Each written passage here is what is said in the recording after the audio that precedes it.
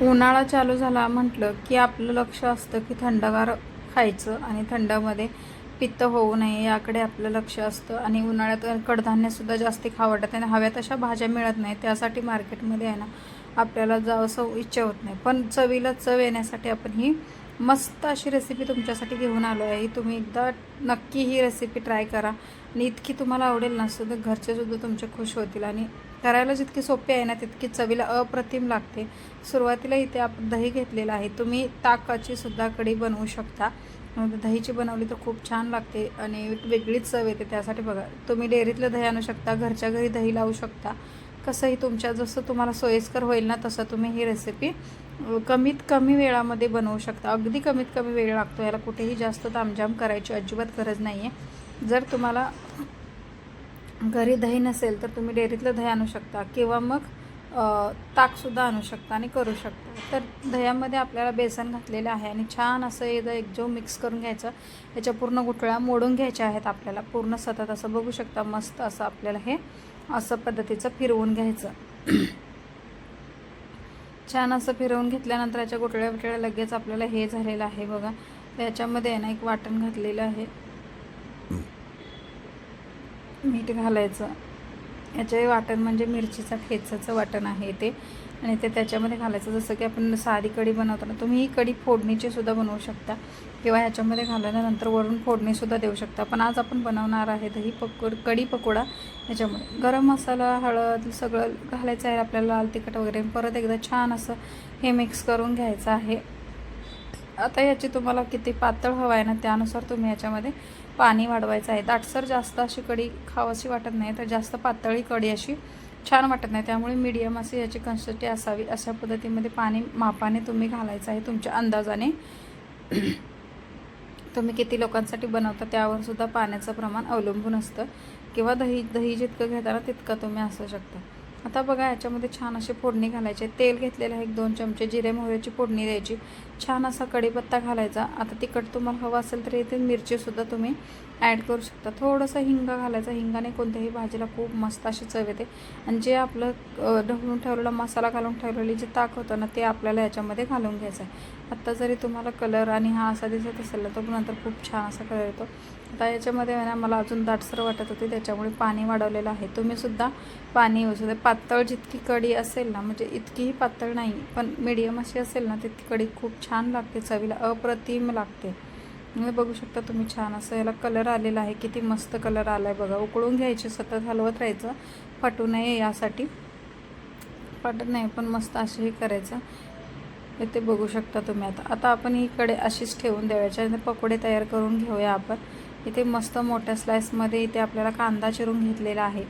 हे करायला खूप सोपी रेसिपी आहे, अगदी सोपी रेसिपी आहे बघा. घरच्या साहित्यामध्ये होते, पटकन होते आणि काही याला तामझाम करत बसायची गरज नाही आहे. त्याच्यामध्ये कोथिंबीर घालायची. तुम्हाला ही रेसिपी कुठेही आवडली असेल ना, तर लाईक, शेअर आणि सबस्क्राईब करायला अजिबात विसरू नका. जास्तीत जास्त शेअर करा. मीठ घालायचं, हळद घालायचं, लाल तिखट घालायचं आणि बेसन घ्यायचं. मेन महत्त्वाचं असं तर पकोडे बनवण्यासाठी बेसन लागतं. आता इथे 2 वाटी बेसन घेतलेले, पण तुम्ही किती पकोडे बनवता त्यावर तुम्ही अवलंबून आहे. कमी जास्त तुम्ही इथे करू शकता. छान असं इथे याला एकजीव करून घ्यायचं. सगळं कांद्याला आहे ना व्यवस्थित एक ग्लासमध्ये लागलं पाहिजे. जसं की याच पद्धतीने तुम्ही आहे ना गोल भजीसुद्धा असं करू शकता किंवा हे असं कांद्याचेसुद्धा करू शकता. जसं तुम्हाला कोणत्याही पद्धतीचे आवडले ना तसे तुम्ही ह्याच्यामध्ये करू शकता. वडे अगदी म्हणाल ना तरीसुद्धा तुम्ही हे चालू शकता. बघू शकता, असं थोडंसं पाणी घालून आपल्याला हे गोळा असा मळून घ्यायचा आहे. थोडासा खायचा सोडा घालायचा आहे, त्याच्यामुळे पोकळ अशी होतील अशी यासाठी. सोडा घातल्यानंतर परत मिक्स करून घ्यायच्या हाताने छान असं मस्त. बघू शकता इथे मस्त असं मिक्स झालेलं आहे. आणि आता इकडे ठेवायचं साईडला कढई आपली बारीक गॅसवरती ठेवायची आहे आणि इकडे तेल गरम करायचं. आणि तेल गरम झालं की हाताने भजी सोडून घ्यायची. म्हणजे याला पकोडे म्हणतो आपण, तसं पकोडे भजी तुम्ही काही म्हणू शकता. छान असे छोटे छोटे करून सोडून द्यायचे किंवा थोडेसे मोठे सोडले ना तरीसुद्धा हरकत नाही, कारण आपल्याला कढीमध्ये घालूनच खायचे आहे. तर एकदा ही कढी पकोड्याची रेसिपी आहे ना तुम्ही एकदा ट्राय करा आणि बघा तुम्ही, खूप छान अशी चव लागते. उन्हाळ्यामध्ये तोंडाला चव येत नाही आणि आपल्याला हे खाऊ का ते खाऊ असं होतं. त्यासाठी ही कढी पकोड्याची रेसिपी आहे ना एकदा तुम्ही नक्की ट्राय करा. तुम्हाला खूप आवडेल अशी, आणि शेअरसुद्धा करा, जास्तीत जास्त लोकांपर्यंत पोहोचू द्या आणि त्यांनासुद्धा ही रेसिपी बनवायचा आनंद मिळू द्या. तर मीडियम गॅस ठेवायचा सुरुवातीला, जेणेकरून आहे ना पटकन अशी गॅस ते तळली जावी भजी मस्त अशी. 2 ते 3 मिनटं असं आपल्याला परतवून घ्यायचा कलर चेंज होईपर्यंत. असं की छान कलरवर भजी परतली ना की मग खूप छान लागते. बघू शकता तुम्ही. मस्त अशी ही भजी आपली तळली गेलेली आहेत. पकोडे आपण साईडला काढून घ्यायचे.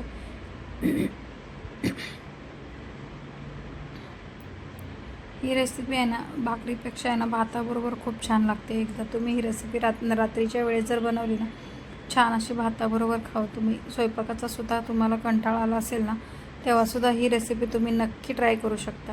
अशी भजी काढायची आणि पटकन अशी त्याच्यामध्ये टाकून घ्यायची, कढईमध्ये टाकून घ्यायची. बघू शकता ही रेसिपी ना मस्त छान येते. आता इथेच आपली ही रेसिपी संपत नाही. याला आपल्याला छान असा एक मस्त तडका द्यायचा आहे, जेणेकरून ह्याला मस्त स्वाद येईल आणि अगदी याची चव आणखीन येईल. तडका पॅनमध्ये 2 मिरची घालायची, लाल तिखट घालायचं. आता सुरुवातीपासून लाल तिखट तुम्हाला घातलेलं दिसत असेल. जर तुम्ही तिखट कमी खात असेल ना, तर ह्याला कमीच असतं, उन्हाळ्यामध्ये कमी खायला लागतं किंवा जास्त जळजळ होत असेल तुम्ही थोडंसं कमी करू शकता. मस्त असा ह्याला आता तडका देऊन घेतलेला आहे बघा. तडका दिल्यानंतर तुम्ही याचा स्वाद बदलतो ते बदलतो, पण कलरही खूप छान येतो. वरून मस्त अशी कोथिंबीर घालायची छान असं. बघू शकता कसुरी मेथीसुद्धा घालायची थोडीशी आणि परत मिक्स करून घ्यायचं. दिसायला जितकी सुंदर दिसते ना, तितकी चवीला अप्रतिम लागते, अप्रतिम. बघू शकता तुम्ही कलर तडका दिल्यामुळे किती छान येतं. भाताबरोबर तुम्ही पापड घेऊ शकता किंवा विदाऊट ह्याचंसुद्धा तुम्ही खाऊ शकता. ही भाताबरोबर खूप छान लागते. रात्रीच्या किंवा दुपारच्या भुकेसाठी तुम्ही ही नक्की ट्राय करू शकता आणि एकदा नक्की ट्राय करा. तुम्हाला खूप आवडेल आणि खूप म्हणजे खूप जास्त चवीला अप्रतिम लागेल. तर ही माझी पूर्ण रेसिपी कशी वाटली तुम्ही कमेंट करून नक्की सांगा. चॅनलवर नवीन असेल तर लाईक, शेअर आणि सबस्क्राईब करा. भेटूया नवीन रेसिपीसोबत. Bye bye.